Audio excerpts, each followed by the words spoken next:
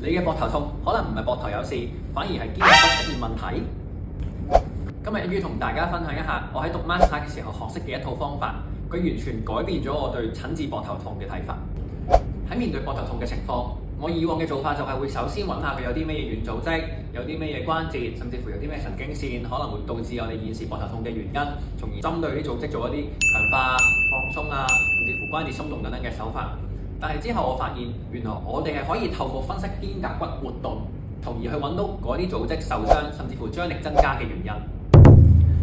呢一個做法係出自於2017年刊登嘅一篇文獻嘅。文獻入邊講到，肩胛骨入邊有4個動作，都係有可能令到我哋膊頭產生痛楚嘅原因。第一個係肩胛骨嘅上旋不足，就好似我哋上一條片講到嘅原因一樣。第二個原因係肩胛骨嘅後傾不足。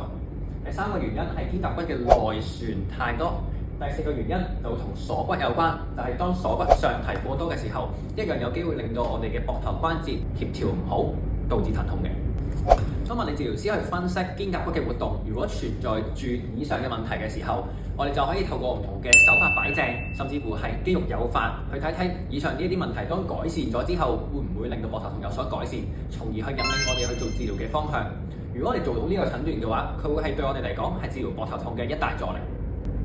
無論你有膊頭痛嘅朋友，甚至乎係治療師朋友，如果對呢一套方法有興趣嘅話呢，咁就記得要留意下一集啦，因為下一集呢，我會詳細啲去講解點樣去用呢一套方法嘅。以上嘅內容並唔代表所有膊頭痛嘅情況，所以如果大家有膊頭痛嘅時候，都記緊要去諮詢專業人士嘅意見。多謝，下一集見。